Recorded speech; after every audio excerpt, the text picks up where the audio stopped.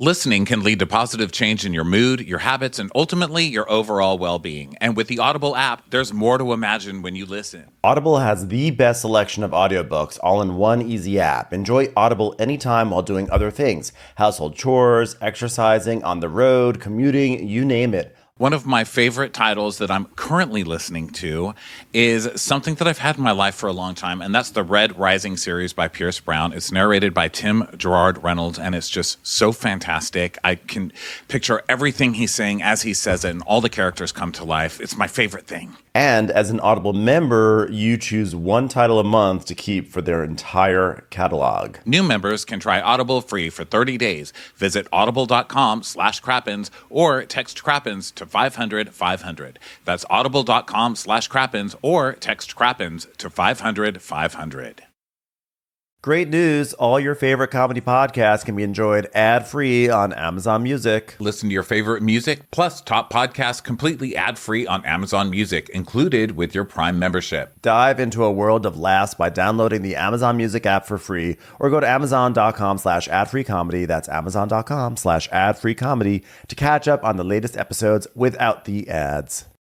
Ready to get in touch with your moody side? It's time to check out Crocs' new daring shades, comfy styles, and edgy gibbets charms. Think classic black and dark purple hues, gemstone charms, and neutrals you can accent with your favorite personalization. I actually got some really cool white Crocs, which go really well with my summer outfits. You know, if you're going to brunch, you're wearing like a cool light colored outfit, some nice white Crocs, it just looks really good. And they're so versatile. I love wearing them around the house, and I wear them out too. They're just the easiest thing I have, and definitely the most comfortable. Oh my God, so comfortable. Plus, all their clogs and sandals are made with the iconic comfort we all love to keep us comfortable all day, no matter where it takes us. Find your moody side when you head over to shop at crocs.com.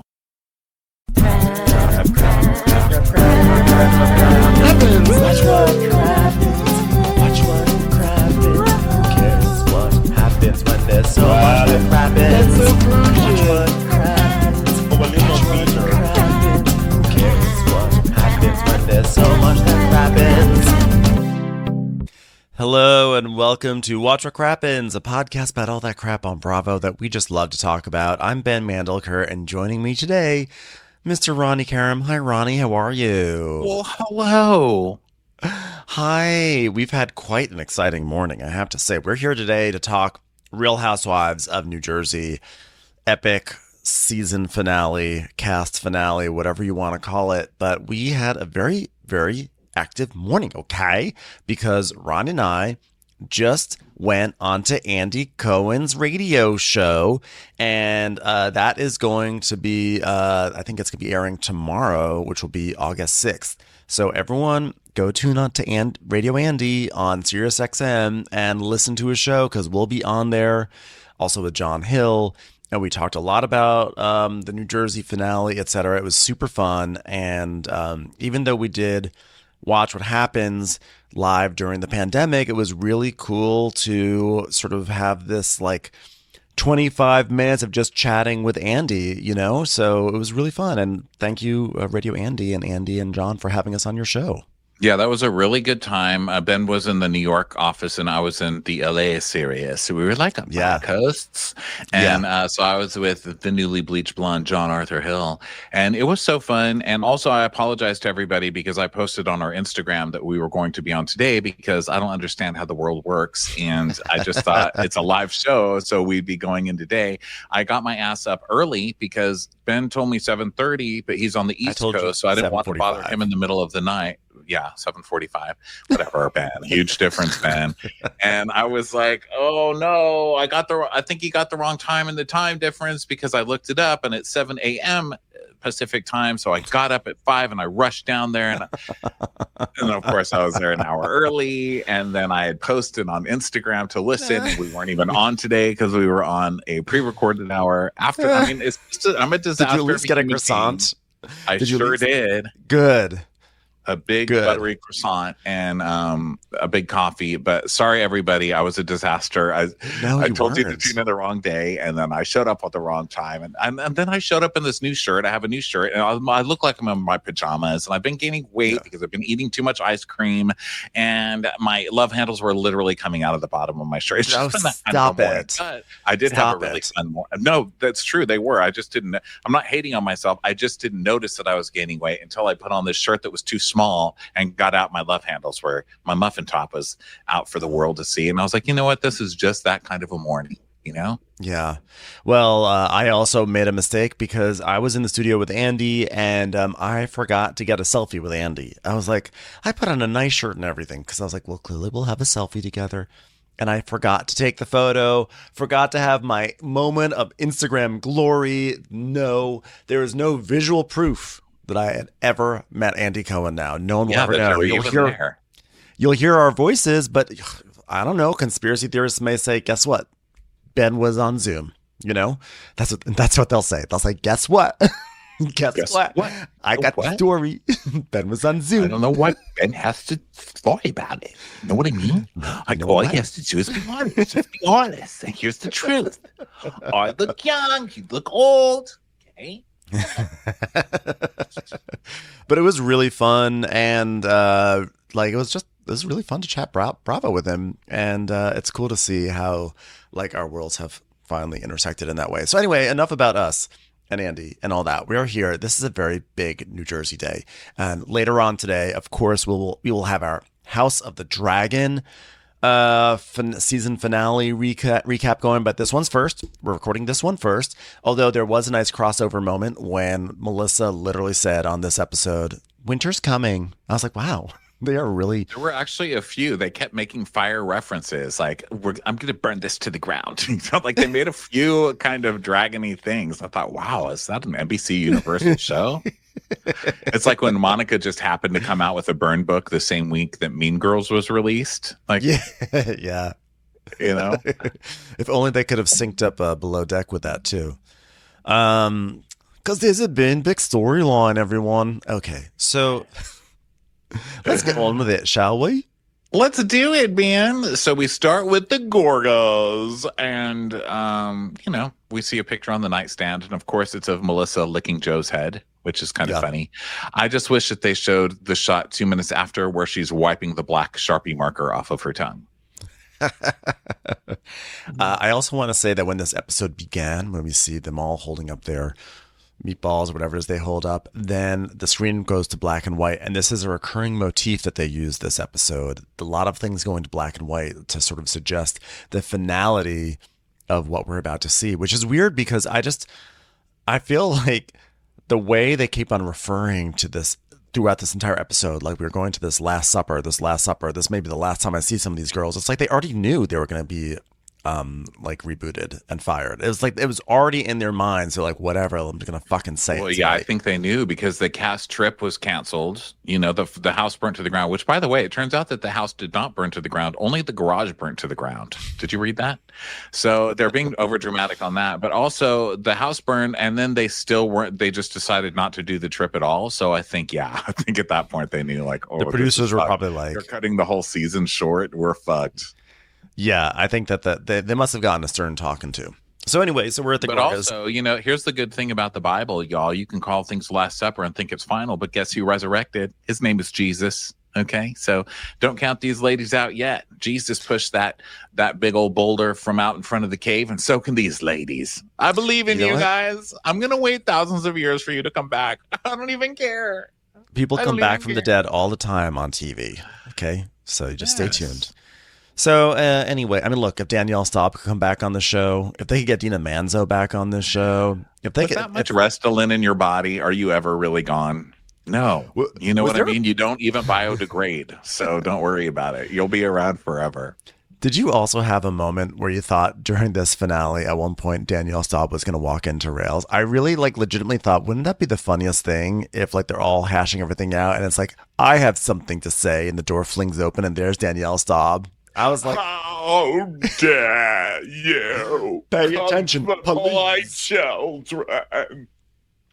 So anyway, the other thing I was going to sorry, we're never going to start this recap, but I was thinking that like Yes, we'll be here this all is day. This is our last Jersey recap. We might be here 10 hours, and that is our right. Damn it. I yeah. pay taxes, and I'm going to stay here as long as I goddamn well want to. This is my last moment of this iteration. Well, that's not true. We have next week too. Never mind. Okay, let's finish this up in 5 minutes. Well, Ben, what do you think about the Last Supper? Jesus resurrecting? Go.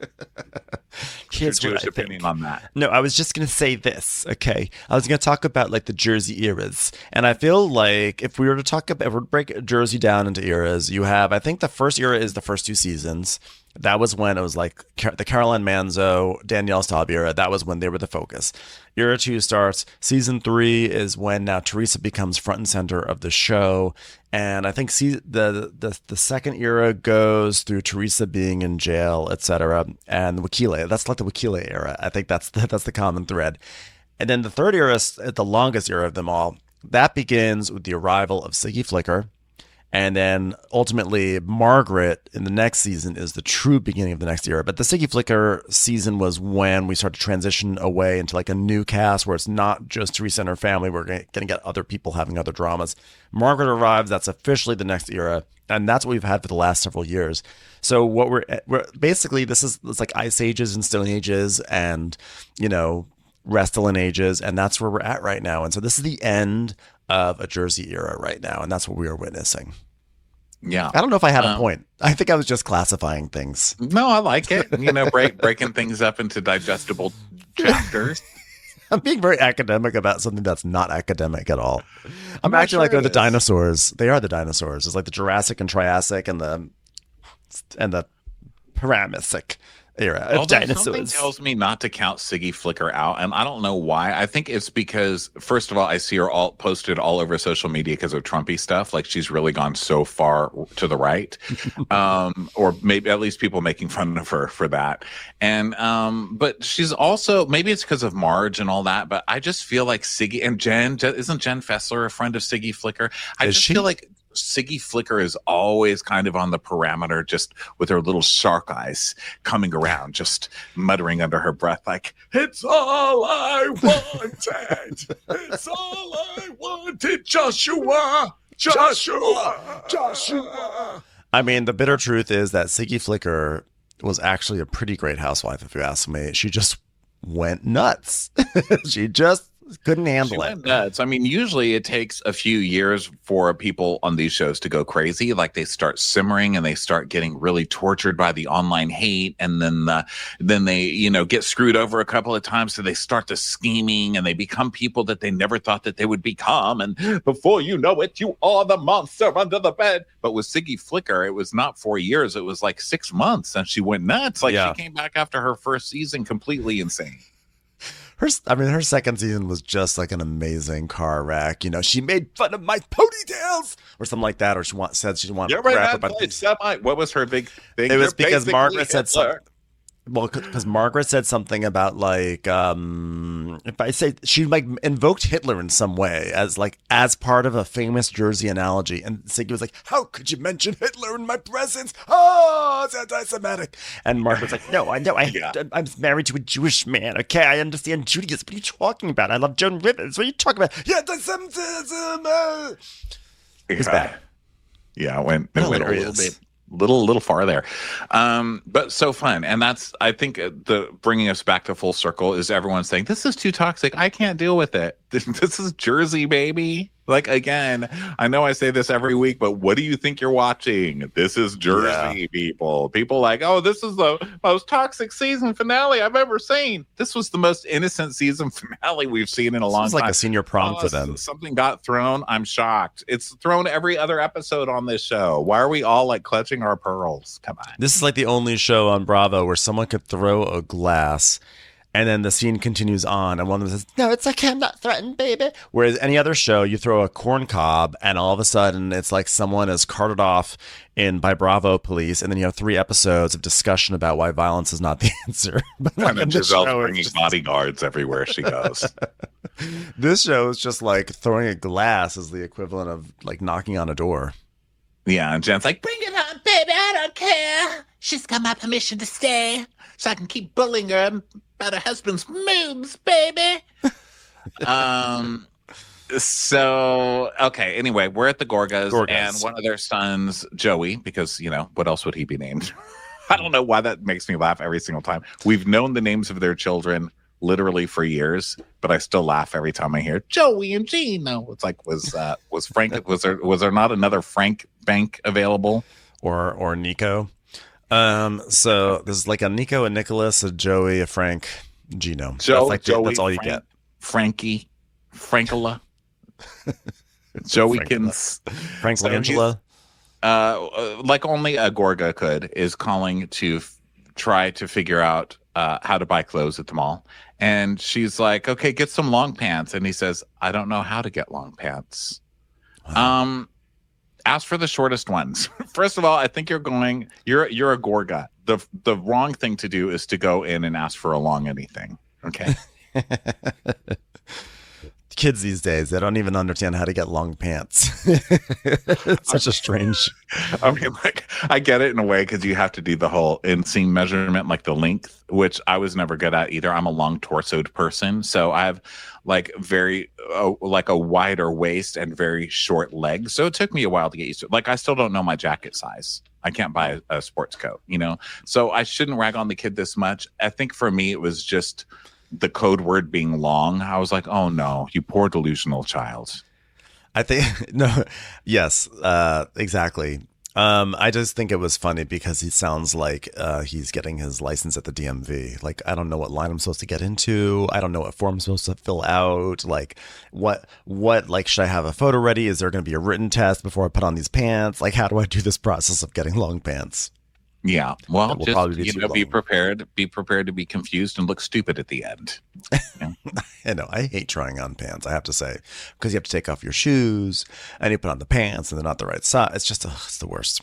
So now we go over to Margaret's house. Okay, guess what? She's walking around and she's holding Bella. Okay, Bella, angel of love. Okay, you don't do horrible, evil shit like the rest of these crazy bitches. Okay, should we start our snacks? Come on. You're my favorite family member, Bella. By the way, Bella, I know you're wondering what happened with Joe's PSA. Well, guess what? We don't get an update this episode. Ha, ha, ha, ha. Remember the whole cancer storyline? It's over now. Just don't even talk about it. It wasn't very successful in the Q ratings. But you know what, Bella? I love you more than I love everybody else. And I truly believe that if you had opposable thumbs, you would have properly hung this Charlie Brown patterned wallpaper behind me. And it wouldn't make my eyes bleed every time I look. Joey, the wallpaper's still messed up. I know, honey. I just wanted to remind you that you're inferior to Bella. Okay. Okay, Bella, go put on a seafoam polo shirt. So Margaret puts out some cronuts and Jen Fessler shows up. Hi, Queen. Hi. I love Queen. Okay, how cute are you? I love your jumpsuit. Okay, it's beautiful. I love it. She's like, oh, you love it? I just got it because took me a while to get it. I had to figure out how to put on long pants. No one has any answers around this place. Let me tell you what I have. Here's an answer for you. I have cronuts. Okay, they're amazing. And the professor's like, I love cronuts. What are they, cronuts? It's like a donut, but a crow. I love it. Cronuts. Love that. Love it. Who would have ever thought that there's no toxicity in those cronuts? Because I cannot take it. I'm a very mature person. I need peaceful donuts. Peaceful donuts. Now, when I walked in this house, would I have ever thought we'd be dining on the testicles of a raven? No, but here we are. No, you stupid idiot. It's croissant and donut. It's not a crow's actual nuts, you stupid Fessler. You know what I like? Wine. Do you have crow wine? I'd love some wine. All right, sure. I have some red. Okay, I'll have a red wine.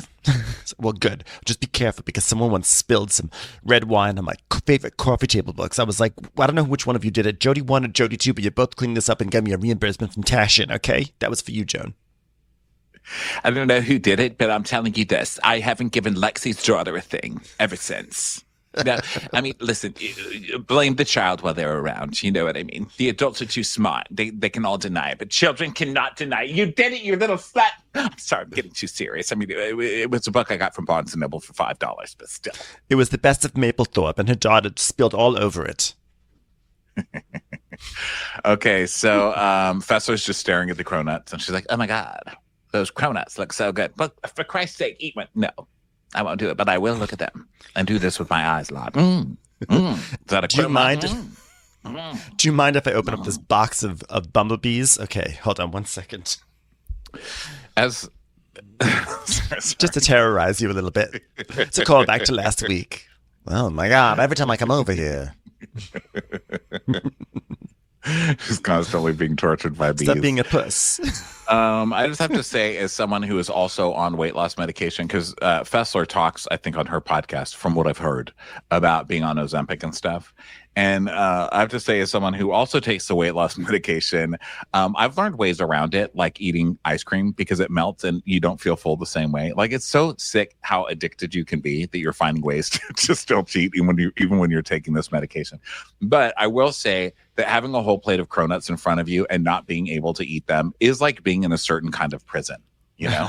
And I feel for her when I watch her eyes do that, because you can just tell she wants them. And it's like when Superman's in an invisible prison and he can't get out. There's no bars, but he's just like staring out at the cronut prison. He's just in the center of a cronut. It's like these bars are so flaky. They're such laminated bars. You know what? Superman can get out of a croissant and he can get out of a donut, but he can't get out of a cronut. He can't. No, I was gonna try to think of something that Lex Luthor would respond to Lex Luthor with, but I can't even think about it. You know, it's also later on. I just want to warn America. I'm gonna torture even more by spreading banana pudding on top of the cronuts. Oh my God! Do you know what? There's Lexi Luthor there. Oh my God, she's eating the cronut. Watch it, Jen. It's like I can't take it. Please stop eating the cronut. I used to say that Lexi Luthor wasn't anything close to a villain until she spilled all over my carpet table. Stupid bitch. Ansel Adams. Now it just says Adams. I don't understand. Is it Amy Adams? There's a big red wine splotch on the cover. I don't even know who wrote this book anymore. Commercials. Here comes one right now. If you've heard of Ozempic or Wegovy, you've probably heard three things. They're effective, but they're expensive, and they're hard to get. That's where RHO comes in. Through RHO, you can access a compounded GLP-1 with the same weight loss ingredient as branded GLP-1s at a fraction of the cost. And it's in stock now, so it ships to you in 1 to 4 days if you qualify. Over 300,000 people have chosen RHO. Here's why. With RHO, you'll have unlimited access to your provider for support throughout your journey. Plus, you can start from the comfort of your own home. This means no waiting weeks for a doctor's appointment and no waiting rooms. Through RHO, you can get a compounded GLP-1 shipped to you in 1 to 4 days, all online. If you qualify, membership starts at $99 for your first month, excluding medication cost. Go to ro.co/join. That's ro.co/join. Go to ro.co/safety for black box warning and full safety information. Compounded medication is not required to and does not receive FDA review or approval. RX only. This season, Instacart has your back to school. As in, they've got your back to school lunch favorites, like snack packs and fresh fruit. And they've got your back to school supplies, like backpacks, binders, and pencils. And they've got your back when your kid casually tells you they have a huge school project due tomorrow. Let's face it, we were all that kid. So first call your parents to say I'm sorry, and then download the Instacart app to get delivery in as fast as 30 minutes all school year long. Get a $0 delivery fee for your first 3 orders while supplies last. Minimum $10 per order. Additional terms apply. So Fester's like, well, I can take off my shoes, but I have to try and relax. I'm just so tired. It's just so tired with all of this shit going on. I mean, all the girls yelling, screaming, cronuts, wah, wah, cronuts, eat a cronut. Jen Fester, please, eat a cronut. I can't survive if you don't eat a cronut. Get those cronuts away from me. Have some pudding. Have some pudding. Okay, get over here. Have some pudding. All right, have some pudding here. All right, see the spoon? Okay, open up the hanger. Here comes the private jet. It's coming into the hanger. Okay, come on. You got to open that hanger up. Oh, whoops, swallowed a bee. My bad. What is this? So it's banana pudding that she's putting on the cronuts? It was Magnolia Bakery. She had banana pudding, and then they were putting it on the cronuts, and it was just like a whole bunch of stuff that was happening on those. Wow. It was a lot. I was across from Magnolia. The Andy's podcast, or the Sirius XM, is across from Magnolia Bakery, and I was very tempted to go in there after last night's episode and get a cronut, but I withheld. It was very hard. I tried to channel my inner Jen Fessler and not go in there. One of our friends, Matt Marr from the Reality Gaze podcast, we were at a party a couple weeks ago, like a day party thing, a day drinking party, and someone said, "Oh, you know, the Magnolia banana pudding is so good," and he DoorDashed cartons of it over. I mean, I've never looked up to somebody that much. Wow. I mean, every time I think of Matt Marr now, I just think of like money coming out of his eyes. I'm like, who does that? DoorDashes banana pudding from Magnolia Bakery. Like, to me, is like Daddy Warbucks and who's the angel from Touched by an Angel? Della Reese, all rolled into one. I'm like, you're magical. But I also kind of feel like Matt Maher does that because that way he can call people Puddin' as a nickname. Hey, Puddin', could you mind passing me the pudding? Hey, Puddin'. That's cute, right? I think he just has it in his trunk. He's just that type to be Hey, like, you know Puddin'. what? I'm going to bring the world joy. I got pudding. Hey, Puddin'. Hey, sugar. He acted like he got it door dashed, but it was in his trunk all that time. It's Matt dashed. Okay, so here we are. Guess what? So, I pulled a real stunt, Ronnie. Okay, I pulled a real stunt. Okay, you want to hear about my real stunt? Okay, so they're at this did event. it have anything to do with ingesting cronuts, even though you're on Ozempic? I'd love to hear how you did it. Tell me your secrets. Okay, stop being a puss. Stop being a puss. You enjoyed it. Okay, it's like, okay, so put that cronut down. I'm trying to tell you a story. Okay, at this event. Okay, stop using it as a binoculars. Okay, I get the joke. But you never seen a hole in a pastry before. Okay, Fessler. So, this Margaret Joseph Byrne event that's happening? Yeah, well, I sent a gift. I sent a little gift. Oh, there it is, a burn event. Just like a House of the Dragons thing. Yeah. I sent a gift to it. And she's like, was it approved? Was it approved? Did Joe approve it? Lexi? Who approved it? And she goes, I don't have to get approval. I was just being funny. It was being hilarious. You want to see what it was? You want to see what it was? Let me show you. Let me scroll. It was a picture. It was a beautiful funeral arrangement. God, why is that so hard to say as a gay person? It was a beautiful funeral arrangement on a stand. Isn't that hilarious? She's like, oh, Margaret, get the fuck out of here. Next, you're going to tell me they're making donuts out of croissants. Yeah, and it's already in your stomach, you idiot. So here, look at this. So we see a flashback to the sorry for the loss of your dignity funeral arrangement. And she's, well, a funeral arrangement's a little morbid. No, what are you talking about morbid? I think it's fucking hilarious. It's like, oh, good. And I thought you had a sense of humor, Jen Fessler. Well, I mean, I just think it's kind of morbid. Can we look at a clip of that so I could just see the part of Teresa refusing it again? And then we see the clip of Teresa being, you want to get down? You told her to shove it up a butthole. You know what? When someone does something so absurd, they deserve an absurd response. Okay, and by the way, Jackie's dead to me, too. I just want to add that onto the pile. Jackie is dead. Honey, should I wear a shirt that's not matching you today? You know what? Lego Man Flurbityberg. You see what I mean? Absurd question, absurd response. That's all he's getting. Very literal. We have a lot of literalism in this household. As in Lexi's son or daughter, whatever it is, literally spilled all over my coffee table books. Well, listen, here's the thing. It wasn't a burn thing. It wasn't presented to me as a hate someone party. Hey, let's all get together and hate somebody. It wasn't that. It was presented to me as, I just want you guys to hear me out and hear the facts. And don't it, croissant's a croissant. But you're not worried, you don't think they're going to drop some big atomic bomb on you, do you, Margaret? And she goes, what are they going to drop? There's no bombs, okay? I'm very forthright with any behavior that I do, okay? I don't run in shadows. I don't run in the dark. Any dark meetings I do with the light on. Anybody who's come here has banana pudding on their breath. I'm going to tell you that right now. Yeah, I'm not dropping any bombs. And Vesta's like, well, you know what? I don't want to know. And she goes, if Jackie thought the texts were bad that I revealed to Dolores, just you wait, Henry Akins. Just you wait. So then Fester's like, well, by the way, this is maybe the grossest glass of wine I've ever had. Oh, really? Oh. Well, I asked Marlena to whip something up with some red wine vinegar and some orange juice because I don't have wine here. I don't drink. So I thought that might be close to the real thing. Not good enough? No? Okay, we'll have another cronut. So then the phone rings and it's Dolores. And Dolores is like, well, hello, Marge. I'm going to see you in a bit. I'm on my way over. All right, well, come on over here. I've got some really well, bring some red wine because apparently Fester doesn't like what she has here, even though I made it from Marlena's dish soap. Okay, get over here, sweetie. So she's got sage when Dolores comes. She's like, I'm saging because you're coming to the evil person's house. You're at the devil's house. Let's sage it. Let's sage it. And so Dolores comes in, and so they start talking. And Marge is like, oh my God. Dolores goes, what are you having? Ice cream? She goes, no, it's banana pudding. We got cronuts, everything. Like literally, would you rather be at the burn party or would you rather be at the cronuts, banana pudding and wine party? I mean, who won this one, really? Burn. Ooh, that was a burn party right there. I have a question. What is a cronut anyway? I'm still just not wrapping my brain around it. You're saying it's a croissant. It's a croissant and a peanut? Is that where it comes from? No, it's croissant and donut. Why don't you understand? I'm surrounded by idiots.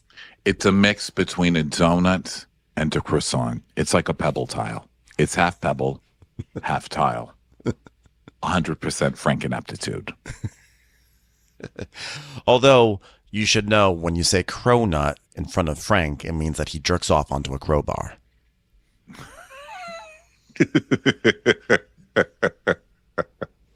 Not much comes out, thankfully. It's a lot of steroids in that guy. But thankfully, it did not take off in the same way. No lines around the corner for that one. Poor Maz really invested a lot into that business. Well, that's neither here nor there. Now, listen, Marge, it wasn't a burn session. It was basically, Teresa explaining poorly everything she's going through for the past couple of years with the ex. She was saying that it's been so much anxiety and to have someone constantly after them. And she just wanted us to know that, she didn't say this word, I'm saying this word, but she felt like it was a collaboration with speaking to the ex because you allegedly reached out to the ex in 2021. Year of the nut. Year of the nut 2020. It's basically like Louis' ex is the nut and you're the crow, and you guys came together and had a collaboration, became a crow nut. That's all. Mm-hmm. So we see flashbacks to the 2021 season where Teresa keeps accusing Margaret of talking to the ex, and Margaret's like, "What are you talking about? I don't know this girl. I don't know what's going on with this." This was the season that I believe this is the season when the video came out where Louis was like, okay, I'm going to speak to my ex right here. The famous video that Louis had. And Margaret started off the season being like, did you see this video, Teresa? You should you should look into this. This is weird. So Teresa turned it on Margaret and was like, you've been talking to the exes, etc. So that was what we saw flashbacks to. And she's like, I didn't even know who she was at that point. I mean, that first year she was with Louis and all that stuff was coming out. I've never spoken to that woman till then. Dolores is like, I believe that. I believe that. I believe it. I believe it. Yeah. And guess what? Believe it. Do you believe it? This is the episode of Dolores nodding very deeply and emphatically stating things like that. Like, I believe that. That's all she wanted. Well, you know what? I never spoke to her before in New York. Never once when she was accusing me of all that stuff. I mean, have I spoken to her since then? Absolutely. Never about putting out stuff, though. Never about that. Just, well, is that what Teresa said? Margaret had her put things out? Is that? And she's like, yes, she did. But then what? What did Margaret put out? Teresa said very clearly at that get-together that this ex is using Margaret to put things out about Teresa. But what has it been? All she put out was that the lawyer, not lawyer thing, the video where he was at the camps shirtless with all the other guys. And that stuff was released before that season started off with Margaret saying, you need to address this because it's all over the place and someone's going to bring it up on camera. So go out there and address this now before you look stupid on TV. Yeah. Nothing else that's like truly significant has been quote unquote leaked. Stuff has come out, but it's come out because it's like legal stuff, So right, they haven't gone after him for all of his business and all of his fraud allegations and all of that, which they could have been because they're numerous. Those allegations. Right. So I'm confused. I'm as confused as Teresa, basically. I just find myself like link. So some Dolores like, you know what, Margaret, I don't know why you would talk to her. The caliber of person that she is. Because, listen, I'm going to tell you, I spoke to her a few times, okay? And I don't give two shits, okay? Because and it was only on DM, okay? Not even on the phone. It was just on DM. And maybe on the phone a little bit, but only on the phone. I actually never even DM'd her. You know what? Didn't even speak on the phone. We met in person. Okay, you know what? So what? I had her over for lunch. We had a whole lunch and I wrote everything down. It was great. That's it. I mean, you know what? I've never met her in person. I mean, I've seen her at events and stuff. Events called Marge's Lunch of Cronuts and Banana Pudding. Please welcome Louis' ex, everyone. I mean, was there a charity event called Melissa Sings the Blues? And it starred, Vanessa Sings the Blues, and it starred Louis' ex singing, the allegations against Louis to blues numbers? Sure. But you know what? That wasn't really a meeting, was it? Listen, did I have a silent auction to raise money to replace my coffee table books after someone spilled on them? Perhaps. Was she there? Were all of the things that you could bid on allegations against Louis in an envelope? Sure. You know what? But I barely talked to her. So she's like, yeah, well, you know what? She validated all the Bo Dietl shit. Absolutely. And then, she's like, you know what? And she said, I would be worried if I were you. After everything that happened and what they did to my son. Okay, I'd be worried. She absolutely validated all of it. And Dolores is like, they called my son's work. They called him at work. Which isn't that just the allegation that he called the son's work? I mean, that seems dramatic. Although Louis is terrifying, I will say. Louis is terrifying, and I don't want to let him off the hook. But Marge, here's the thing. She was playing just as dirty by going, and what is Vanessa, the ex is Vanessa. I think her name is Vanessa. But what is she validating about Bo Dietl? How would she know whether Louis did all this Bo Dietl stuff when she was already broken up with Louis while he was doing all of this stuff, supposedly? Well, that's what Dolores says. And I think the answer to that is basically like, well, she can't validate that he hired Bo Dietl, but she can validate, like, yeah, he hired a private investigator with me. Like she can confirm a pattern at least. That's true, because the allegation is that he hired Bo Dietl to send in fake customers or clients to her therapy stuff. I mean, the allegations are so crazy. I listened to a bunch of it on Bravo Docket, so I know some of it, but it was honestly so confusing. It's one of those, it's like Game of Thrones. You need to do a rewatch to really truly understand what the hell's going on, because I was like, this is a lot of crazy. Yeah. I want to read a tweet which I thought really summed up a lot of stuff about Louis really well. It was someone named Cool Girl who says, Louis ruined the dynamics, ruined Teresa's relationships, and fucked up Teresa's back. All of this mess is because Teresa attached herself to that man, and she's been paddling up Schitt's Creek since. She knows he's a mess, but too proud to admit it. Oh, well, actually, I thought the tweet was a different tweet, but that's true too. But basically, that is true. Yeah. It's like he came in and they're all going to lose their jobs. Yeah, like I think the tweet I meant to read was one that basically said, this guy comes in, he's super toxic, they're all going to lose their jobs, and actually the show could probably go on without Teresa and Louis, because we still have a lot of really good personalities, but Louis is so vile, and Bravo is so committed to Teresa that they're all going down with the ship as a result. Well, I'm almost thinking they should just get rid of Teresa on break, put her on break, wait for that relationship to completely implode, because it will, and then just bring her back once she's done with the man. Because Teresa it's another cycle of Teresa and a toxic man ruining her life. And it's depressing at this point. Like, everybody sees it coming. And I think that Teresa fans are trying to stand up for Teresa, which, great. I like Teresa. I'm usually standing up for Teresa in these wars over Melissa or whatever. I'm usually like a Teresa, but even I'm like, come on, like, it's not even standing up for Teresa. People shouldn't be standing up for her. They should be saying, we're worried for you. No one should be with a man who's like that fucking skank and fuck that woman and fuck her son, and her son should suffer. I want everyone in her life to suffer. I mean, that's a toxic, terrifying purple man.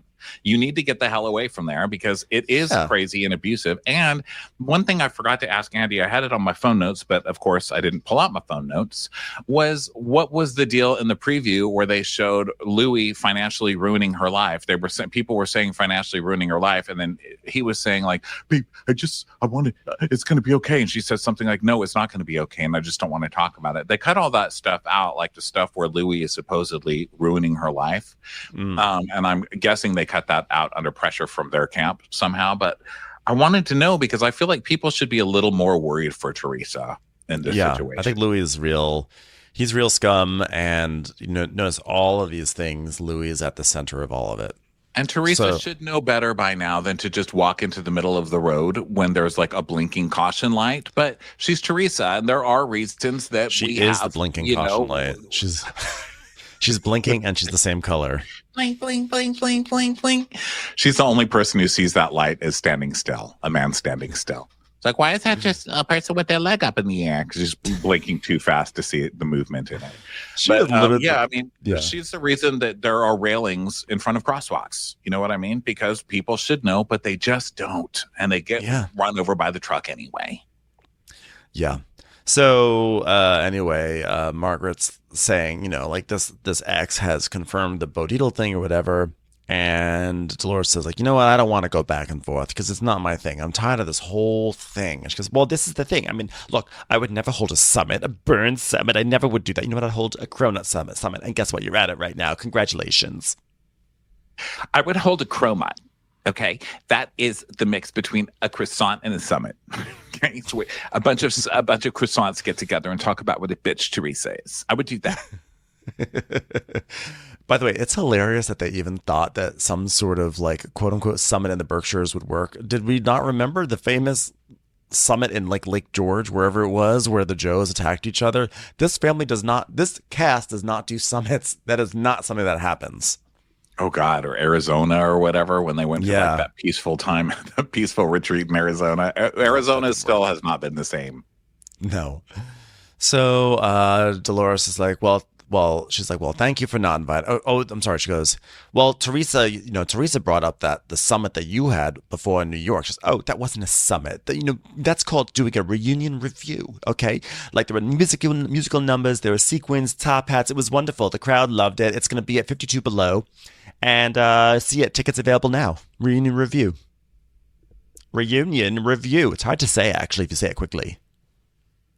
Da da da da da da. Reunion review. That was the lead song. I mean, it wasn't a summit. It was a reunion review. I mean, Vanessa even came out and did Old Man River, but replaced all the lyrics with Louis allegations. Louis followed me. Louis a narcissist. Louis just keeps knocking along. I mean, it was very nice, but that doesn't mean I sat down to lunch with her. Ugh, you know what? I have to say, my favorite part of the reunion review, Rachel Fuda's big number. Go, go, go, Fuda, you know what they say. Go, go, go, Fuda, you'll make it someday. You and your husband making up stories, trying to get airtime. It'll work someday. It's time for a commercial. It's time for a Crappens commercial. Hungry Root is so fantastic. I've been eating a lot healthier lately, and I tell it what I like, and it just sends me groceries and ideas to cook things. It just lets me be creative while I cook, while giving me really good options to choose from while I'm cooking. Hungry Root is the easiest way to eat healthy. They send you fresh, high-quality groceries, simple, delicious recipes, and essential supplements. It's like having someone else do all the planning and shopping, so you don't even have to think about it.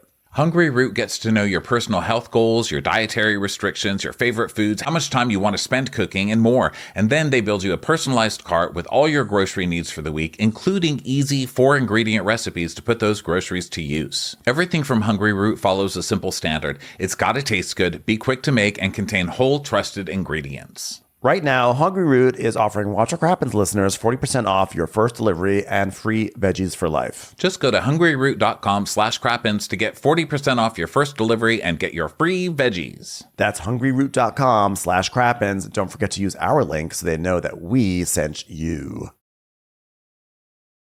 So then Dolores goes, well, thanks for not inviting me to that one, whatever it was. She goes, I did. I told you to come. She goes, I never, you fucking line cut fitness. You never said that to me. I was like, whoa. I know, Dolores suddenly. Whoa. It was a season's worth of aggravation just suddenly tumbled out of Dolores. Margaret's like, are you calling me a line cut fitness? Is that what you're doing? You invited me to this house the night before the reunion, and next you're going to say there were no cronuts, huh? No, there were no cronuts. Cronuts weren't even invented then. It's a new thing for 2024. What are you talking about? We had fruit roll-ups then because it was like fruit, but it was rolled up. That was the big thing back then. They did have banana pudding, in your defense. They did have banana pudding.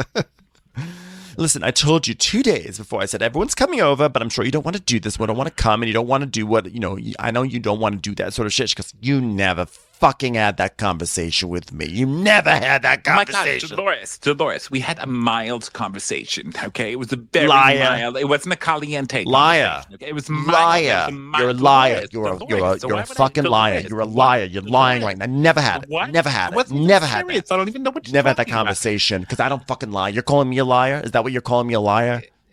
What are you mad at me for? That's ridiculous. It's a fucking lie.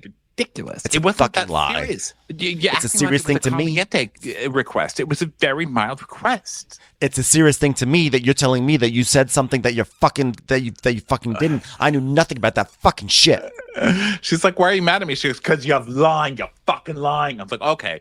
So Dolores, to me, this seemed like Dolores was like, "Oh my God, Teresa's gonna kill me." For being on the fence this whole season when I should have been Team Teresa. And now I'm sitting here and she's saying that I went to this, fuck this lady, I'm going to call her a C word so I can be like, Teresa, I was still on your side this whole time. Because then she immediately calms down. Yeah. It's like, okay, well, I'm sorry. She goes, okay, I'm calm now. It's been a very long day. Okay, it's been a very, very long day. Honestly, it started when I went to Starbucks and I ordered a latte and they gave me a cold brew and I said, this isn't what I ordered. They said, no, this is what you ordered. I said, are you fucking lying to me? I said, you know what? Never mind. You're a sweet child. And I bottled it up and I thought it wouldn't come out again, but here it is out. Here's my latte. Do you know how difficult it is living in a 5-story home? Okay. You're going from the kitchen to the living room to the dining room to the kitchen to the living room to the dining room. I mean, I've got the ass the size of a fucking head now because of those stairs. And you know what's even more difficult? Being with a man who won't marry you, whose name isn't Paulie or Frank. Let me tell you something. I'm sorry, his name is Paul. I mean, Frank or Joe. Okay, it's Let me tell you very something. I'm stressed out beyond belief. I'm working at this new electric company. You know what they have me doing all day? There's a circuit board 3 stories high. And when the lights go off, I got to climb a step ladder all the way up to turn a switch on the 3rd floor. Do you know how difficult that is? It's very stressful. You don't have a lot of time to do it. It's terrible. I thought I'd just be answering phones. Nope, I'm just flipping switches. So you never said we're going to have a reunion review. Do you want me to come over? You never said it. She goes, okay, you know what? You go, I don't do that shit. It was very impassing, very non-caliente. And so Dolores is like, I got to leave. I gotta fucking leave. This is an outright lie. How dare you? Please sit down. Sit down. Why would you do that? Why would you do that? Sit down, okay? Like, why would you walk out on me? Okay, I put out cronuts. Okay, Jen Festa finally just figured out what it is. Look, she's bringing it on her head like a hat. She's ridiculous. Okay, you gotta stay and watch this. So then she goes, no, I remember that I told you because you were out to lunch with Teresa and Jennifer. She goes, I don't care where I was. If I was in the gynecologist's office. And they just like sit there and look at her. And Festa's like, what the fuck? What does that even mean? Festa, why are you putting cronuts on your lips like it's lipstick? I'm just trying to figure out what this is. You fucking never told me you were having everybody over for a reunion review. Do you want to come? Never. And Festa's like, oh, well, I'm going to watch another rift in this friend group, and I'm so fucking sick of this BS. This can't be it, right? Clearly there's deep-seated problems that they just haven't discussed yet, right? Guys, tensions are high. Let's take a breath. Let's drink one of these cronuts. That's what you do with them, right? We don't have to keep beating this up, okay? Take a fucking breath, everyone. Well, I'm very offended, okay? I'm one of your best friends, and I've never called you a lying cut fitness. Because I know. You know what? I'm sorry. And you had cronuts here? Listen, I'm sorry. That serious. I'm sorry. Wasn't that serious? Okay. It's like a mix between a sorry and Frank nutting on a crowbar. Okay, that's disgusting. Okay, just relax now. Okay, let me give you a cronut and not that kind of cronut. Well, I'm going to tell you the truth. I do remember telling Dolores, and we recall it in 2 different ways, but I'm not lying. And Dolores was like, oh, God, it's just so draining. It's draining on everyone's soul. Who do you believe? I 100% believe that Margaret said, I'm having people over to come talk about the reunion. And Dolores said, I'm not fucking doing that. What are you, crazy? I'll get spit roasted if I do that. I'm not doing it. Yeah, I think so. I don't know why Margaret wouldn't invite Dolores to that. So I think that happened. I think Dolores it just was probably so quick and fleeting, and people forget. Like, there's so many times where I am absolutely certain that no one told me something, and they did, and vice versa. Like, it's just memory. I think like once you're older than like 23, you just can't like be so sure about your memory anymore. Like, I think she probably remembers it very well. She's just mad at Margaret for bringing it up on TV because there's a lot of stuff that she could bring up on Margaret on national TV. And Margaret, by bringing it up innocently, Margaret is throwing her under the bus with Teresa and the audience and saying, "Oh, Dolores knew about this the whole time, and now she's acting offended." And because it turned into such a dark thing. It's like, I'm sure people get together before reunions all the time, but this turned into allegations of Bo Dietl and the, spying on each other and the, which of course Teresa's going to ride to her grave being like, they came after my daughters or whatever fucking bullshit Teresa comes out with every time to make herself the ultimate victim. But I think Dolores was like, oh God, now you're going to try and mess up with my friendship with Blinky over there. Oh, you're going to hell. You're going straight to hell, bitch. And so Dolores says, you know what? That meeting was never mentioned to me, but the fact that she's looking me in the eyes and telling me, yes, you were invited. She saw an opportunity to make me look like a bad friend to Teresa and a liar. Thank you, Margaret, because now I know what you're capable of doing to me. I'm like, I don't think that was it at all. Personally, I really didn't think it was it was like a calculated thing to make Dolores look bad. I think Mark was like, yeah, I invited you. I invited everyone. And like, I think that Dolores is just in a sense of heightened sensitivity, place of heightened sensitivity because of everything going on with Teresa, and she's getting pulled in many ways. And Teresa is constantly pulling the card of like, you're either with me or you're against me. You have to have my back, even though I will literally never have anyone else's back. But you all have to have my back the most out of anyone in your life. Yeah. So Dolores is like, listen, you know what? This is terrible. She goes, don't cry, Margaret. And Fester's like, everything's just so intense right now. I mean, it's just so intense right now. I mean, what are they going to do next? Make a hot dog bun into a cake? I mean, how are we all supposed to deal with this? And Margaret's like, oh my God. And then she tells me that the house we're supposed to go to burnt down. It burnt down, really? Yeah, it totally burnt down to the studs. Can I just say, it didn't just burn down. It burnt down to the studs. A little margin there. Yeah. Listen, she didn't mean to call you a lying cut fitness. You didn't mean to imply she was lying. A cronut probably didn't mean to get hit by whatever monstrosity this donut turned out to be. Well, it burnt down to the studs, and that's what it is. We're good. We're good. Yeah, we're fine. We're fine. I'm sorry that I yelled. We're fine. It's very normal. It's all very normal. I only yell at my sisters like that. My God, and bring them on. That's who we need. That's whose family we need to start building this show around. Jeez, bring Val and the sisters on. I know. I was like, Dolores, sit down. Like, I was like, what are you acting so crazy for? You enter one cronut into the situation, everyone goes berserk. Like, no one can handle like a hybrid pastry anymore. What is this? I only get mad at people I care about. You know that, right? I wish they'd cut to "Welcome back, scumbag." I know. My favorite. Okay. Well, you know what? I think we all need closure, and we all should have one last thing where we all sit down and everyone should calmly have their last say. They say their piece, give their last rites, and move on. That's it, okay? Yes or no? She's like, yeah, well, I've got to say, I'll be very calm about it. I'll be very, very calm. Sure. Right. Looking forward to that. Okay, so then we go to the foodies, and they're setting up charcuterie boards. And she's like, oh my God, I hope the charcuterie board doesn't fall. Like, I'm literally going to drop this whole thing. This is nuts. John, watch me. I'm going to do a charcuterie board, and it might fall. Oh my God, everybody, did you see this? This might fall. I hope it doesn't.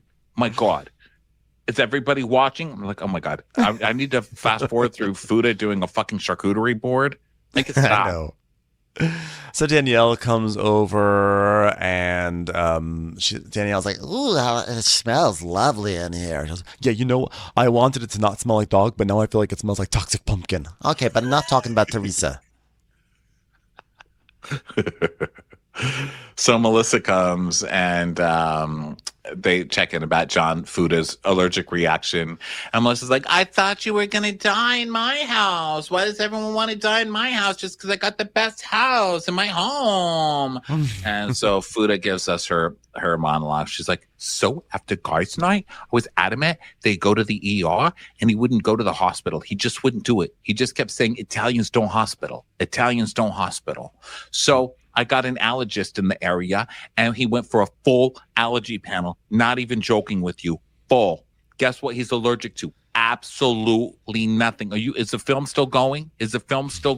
It's crazy. Let me tell you. What we think happened was he took a bone marrow shot, and then a little tiny piece of the bone maybe got stuck somewhere in him. And that's what happened. And he kept saying, Italians don't marrow. But then he kept coughing.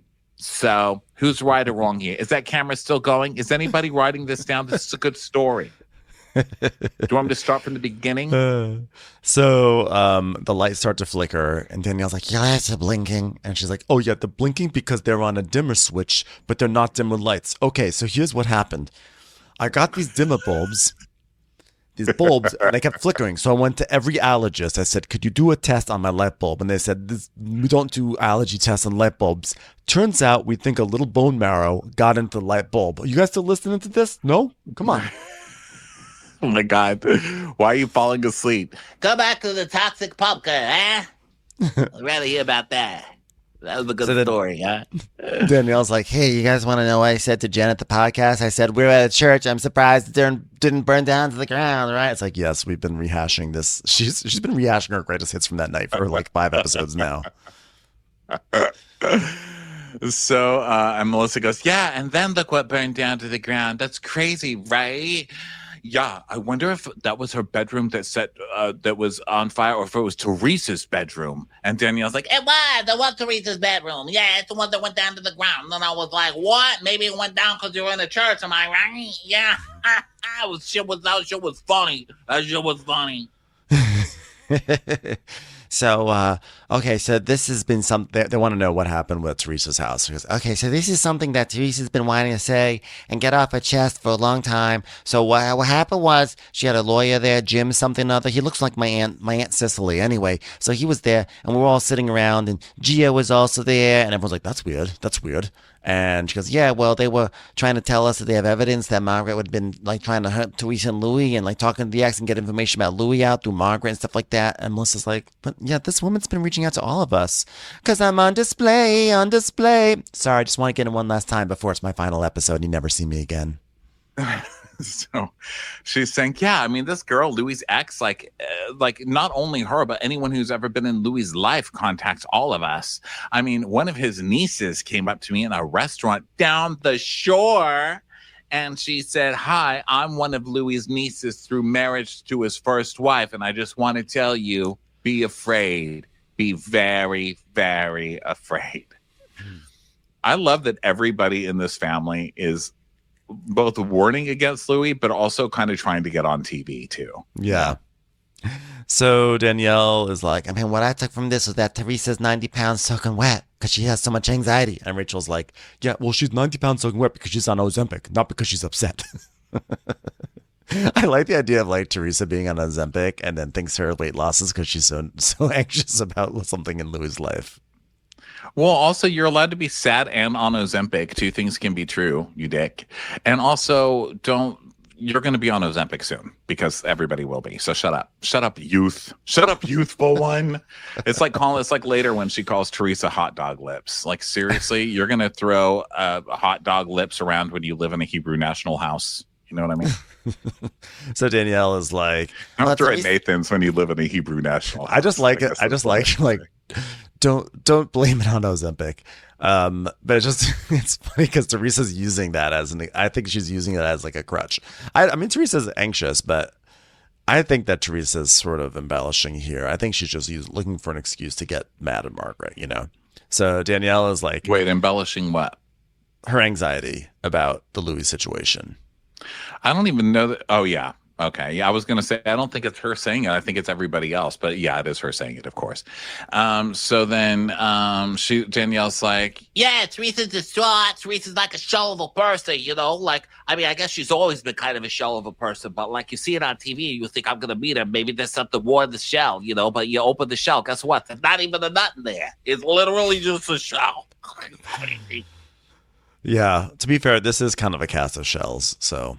Melissa's like, what are we doing here? Are we gonna have like a last supper, like legit, like the last supper? And Danielle's like, yeah, pretty much. It's like, so what's that gonna entail? Like, we're gonna go to dinner together? Is it like the last supper? Like, really, is it like a supper? Is it be a final? Like, Melissa, you're going to a dinner. Dinner. The way the dinner's gonna work is you're gonna have dinner and you're gonna fight like you do in every single episode on this show. So Danielle's like, yeah, we got to get everything out that we got to get out. So we got to do it at the dinner. The last one. It's the last dinner, just like Jesus had. You know, like Jesus was going to have another dinner, but then his dad treated him bad because his other brother wasn't nice to him, you know. So that was dead to him. You know what I mean? So, Danielle, are you planning on reconciling with Jen?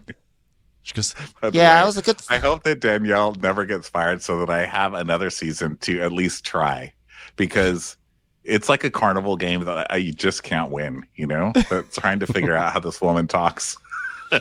Yeah, I just wind up going into Dorinda or start like, I always just start in some place, but by the end of the sentence, I'm like, I'm like Erica, I'm like drunk Erica Jane. Yeah, I'm not even close. And I never strive for accuracy, but I haven't really found it yet. But I know it's there okay. somewhere. So God bless it. I hope she gets another chance. I hope we get another chance. You know what I mean? Yeah, Just but I think request out there to the gods. I think that she had 2 violent interactions with Jen Aiden sort of seals her fate, though. So Danielle is like, she's saying, I was a good friend with her, and because better than I think Teresa can be, because I actually listened and I cared for her. And that's like so pathetic that you can't even enjoy a friendship. I mean, listen, the amount of free kids bop she could have had if she just stuck around with me. Just the amount of free kids bop. And they're like, are we going to be able to talk? And she's like, yeah, I got a lot of stuff I got to get out, but I can't get it out because I'm like so upset with her. I like just can't say it. So they're like, write it down. She's like, like, okay, phonetically maybe speak it to a busboy and then have the busboy say it. How about have your daughter do a dance routine to it, okay? And we'll set it to like in sync. Yeah, well, that's pretty appealing, but I don't know if I can do that. So anyway, she's gonna say her piece, and we know it's gonna be a shit show.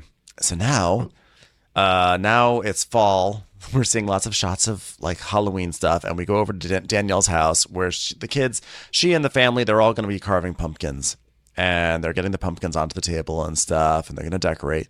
And Danielle is next to Nate in the kitchen, and she's like, "So, I think I'm gonna text my dad. We'll call him Sam.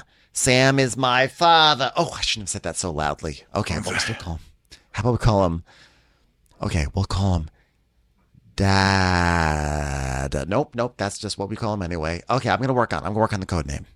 Yeah, you know what? You got to have a code name because the kids, they don't want to know nothing's going on with their family, all right? All right, pretend that pumpkin's my brother and stab it in the goddamn brain and cut his brain out and fucking guts all over the fucking floor because that's what he deserves, that good for nothing piece of shit.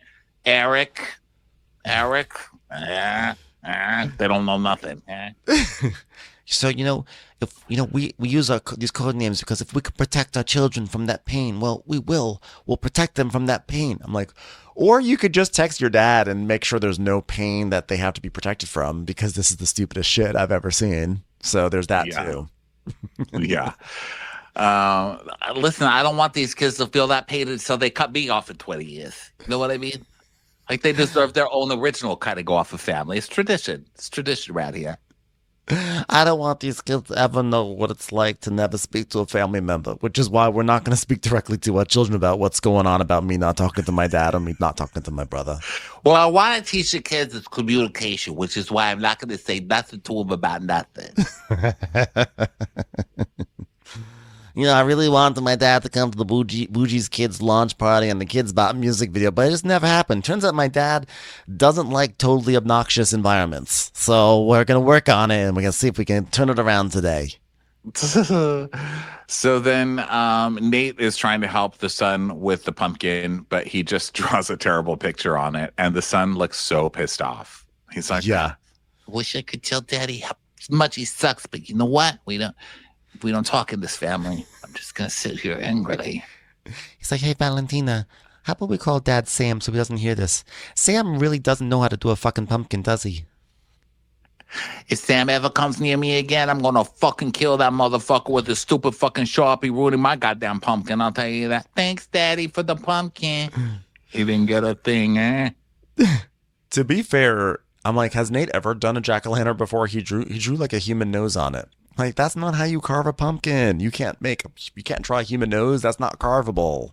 He drove a big fat nose, and he goes, do you like my pumpkin? And she goes, what's up with that nose? I never seen a pumpkin with a nose like that. And he goes, just like you, honey, before you got your nose job. Wasn't your nose like that? She's like, I never got no, what do you, I don't even know what's called, the nose job? Haha, no, never not got none nose, no. No, the only person in this family who ever got a nose job was named Linda, right? Right, kids, huh? We don't talk about the nose job. Hold on one second. I gotta text Jennifer Fessler. Hey, Jennifer Fessler, I'm no longer talking to my husband. Could you text him for me and say I'm really offended by the thing he just said? It just shows he doesn't have my back. I got a text from Sam, quote unquote Sam. All right, let's see what Sam said to me. Sam said, honey, I love you so much. I'm always there to support you. Not as much as your brother, but he's got a penis. Oh, by the way, tell my grandchildren I love them. Please, please, please call me back. Please, please. Tell them Linda's a bitch, but their grandpa always loves them. Please. I'll send you money through the PayPals. You know what? This has been a very pivotal year for me. You know, I lost my friendship with Jen Aiden because I didn't know who she was, and now I do. And sometimes, who is it who said this? That sometimes when you lose certain relationships, it makes you mourn the most important ones in your life. I'm like, I don't think that's a thing, but sure, sure, go Yeah, go I for think it. that was Buddha who was like, before you cut somebody off, try to think if there's somebody else that you should cut off more. Yeah, So she's like, Yeah, that's the first time my dad ever said something like that to me. Life's too short. Life's too short, am I right? and Nathan's like, yeah, honey, I guess we should all say we love each other more often. So then we go to Marge and Joe, and she's getting ready for the Last Supper. Just like basically everybody did, for the Last Supper. Yeah. She's like, oh my God, get my sandals. I'm going to look so fucking hot at this Last Supper. Jesus, really is going to have it coming. And then we go to the Aiden's house, and Jen's like, baby, I just don't know what the vibe is going to be like. Like, what are we walking into? and he's like, yeah, you might be walking into the lion's den. Be sure to bring some lube. You'll be going into the lion's den, and while you're gone, I was thinking of visiting the tiger tent. What do you think of that? Call me. Look out for little kitty cats. If you need any help, just call. I'll be here at the foot of the bed on the couch. My hair messed up. Just doing this with my eyebrows. And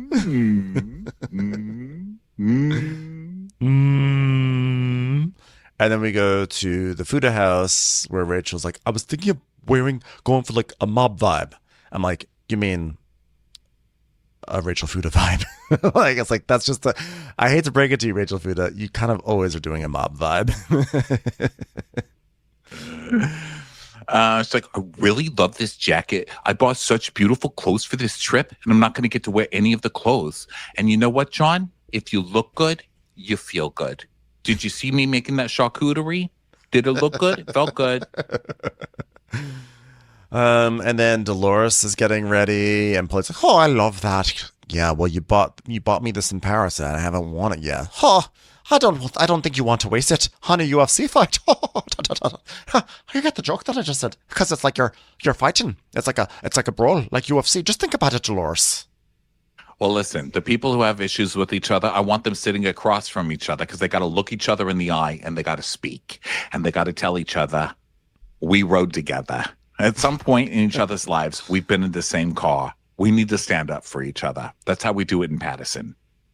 Also, when people are sitting face to face, this way no one else gets hit by the salad when it gets flung across the table. Just a direct path. The shortest distance between two dots is a straight line. That's so true too. Because at first, like, listen, Nashville, put them within throttling distance between each other, but Listen, we all remember Teresa was very far away from Margaret in Nashville when she sent those cups of flying. A lot of collateral damage.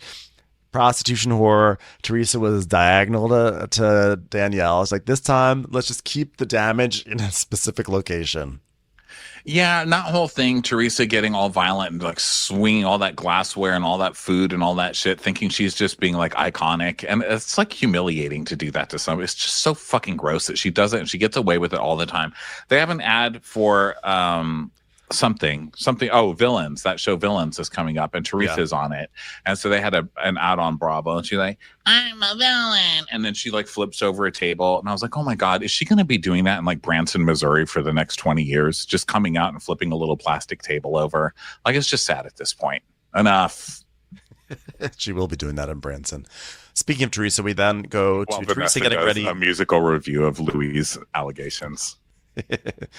So Louis is like, so, hey, babe, what's your plan today to navigate around Margaret? Okay? How you going to do it? How you planning on doing this? She's like, I don't have a plan, babe, because, like, I'm not a strategic person. Blink, blink, blink. He's like, yeah, I know you're not. Just let it flow. As they strategize. He's like, yeah, you know what you need to do? You need to tell her, stay away from our family. And you know what? I hope Margaret and her family, I hope they suffer. And you know what? I hope her son fucking suffers the way I suffer, the way other people in our family suffer dealing with a woman like that. Disgusting, vile human being. Oh, okay. I thought the kids were off limits. Like, can we Yeah. insert a Tarita's daughter's, fake tear monologue here somewhere? What a fucking pig. And And all how- while wearing a Transcend shirt, by the way. I know. That's the best part. It says transcend on his shirt. Can he also enumerate the ways in which Margaret has caused suffering on him and his children and his family? Like, how exactly does Margaret meeting with this ex who has spewed her story to every outlet she possibly could, not just Margaret, everywhere, sent emails to everyone and every podcast and every blog?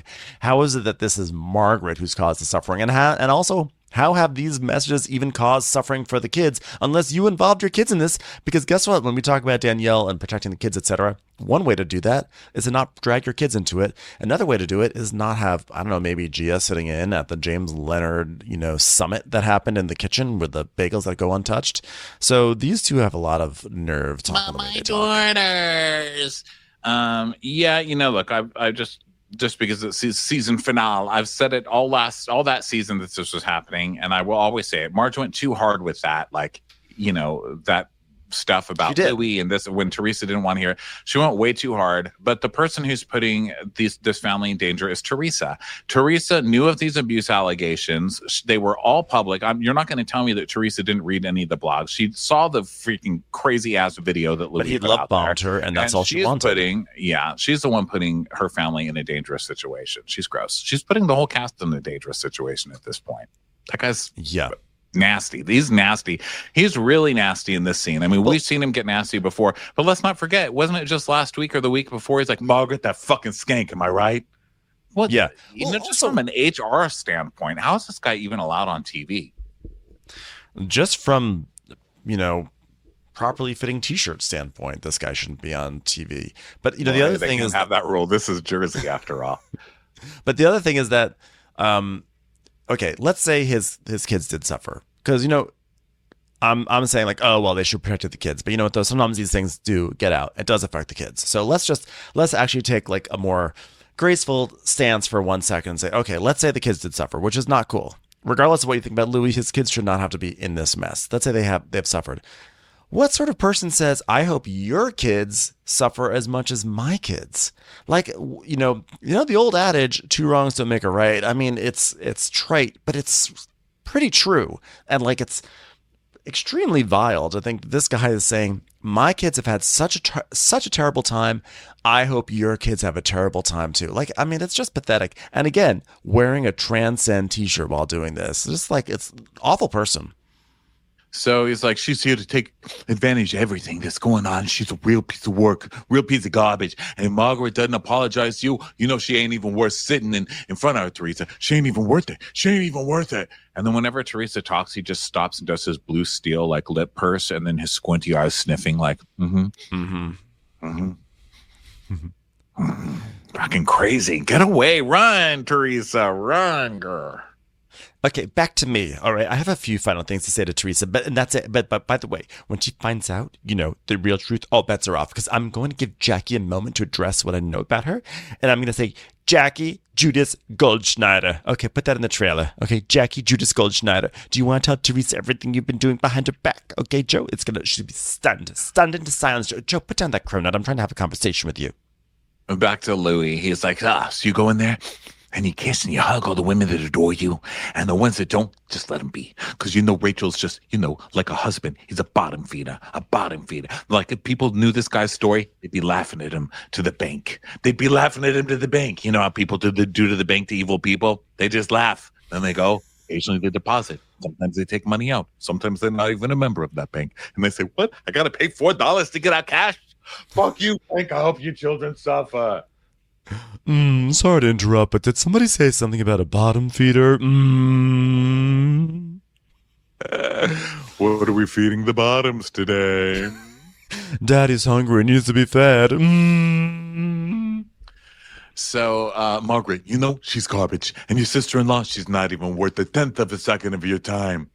Ma, how much is that? I know. Let's not get too specific with units of time for Teresa. Huh? 10th of a time second? What? I'm giving her 5 feet of my minutes. You know what? Trust me, my brother, he knows me like really well, and like he knows like when I'm done with him, like I'm not gonna say the word never, but like like never. I mean like forever. I mean whatever. I mean oh my god, I'm in a rhyming loop. I mean I don't even know what to say. Forever, ever, never, lever, bever. Hey everyone, this is the end of part 1 of this recap. For part 2, keep an eye on your podcast feed. It is coming up in just a moment. Thanks so much for listening. Catch you on the second half. Watch What Crappens would like to thank its premium sponsors. Ain't no thing like Allison King. Ashley Savoni, she don't take no baloney. Strolling the park with Caitlin Clark. She's not just a Sheila, she's a Daniela. Itchels. Aaron McNicholas, she don't miss no trickolas. She's never scary. It's the Green Fairy. Jamie, she has no last namey. Hava Nagila Weber. Know Your Worth with Jason Kurth. Sipped some scotch with Jessica Trotch. She's always supplying. It's Kelly Ryan. Kristen the Piston Anderson. Let's give a kisserino to Lisa Lino. We want to hang with Liz Lang. Megan Berg. You can't have a burger without the Berg. The Bay Area Betches. Betches. And our super premium sponsors. Somebody get us 10 cc's of Betsy MD. We're taking the gold with Brenda Silva. Let's get real with Caitlin O'Neill. Don't get salty with Christine Pepper. Can't have a meal without the Emily Sides. Nobody holds a candle to Jamie Kendall. We got our wish. It's Jen Plish. She's not harsh. She's Jill Hirsch. She's a little bit loony. Junie. My favorite Murdo, Karen McMurdo. We love him madly. It's Kyle Pod Shadley. Let's go on a bender with Lauren Fender. The incredible edible Matthews sisters. Give him hell, Miss Noel. Ring that bell for Rachel. She's the queen bee. It's Sarah Lemke. Shannon, out of a cannon, Anthony. Let's take off with Tamla Plain. She ain't no shrinking Violet Kuchar. We love you guys. If you like Watch What Crappens, you can listen ad-free right now by joining Wondery Plus in the Wondery app or on Apple Podcasts. Prime members can listen ad-free on Amazon Music. Before you go, tell us about yourself by filling out a short survey at Wondery.com/survey. I'm Dan Taberski. In 2011, something strange began to happen at the high school in Leroy, New York. I was like at my locker and she came up to me and she was like stuttering super bad. I'm like, stop around. She's like, I can't. A mystery illness, bizarre symptoms, and spreading fast. It's like doubling and tripling, and it's all these girls. With a diagnosis, the state tried to keep on the down low. Everybody thought I was holding something back. Well, you were holding something back intentionally. Yeah.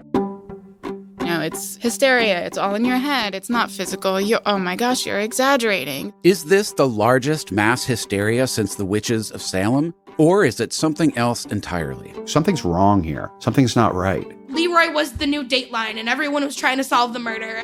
A new limited series from Wondery and Pineapple Street Studios. Hysterical. Follow Hysterical on the Wondery app or wherever you get your podcasts. You can binge all episodes of Hysterical early and ad-free right now by joining Wondery Plus.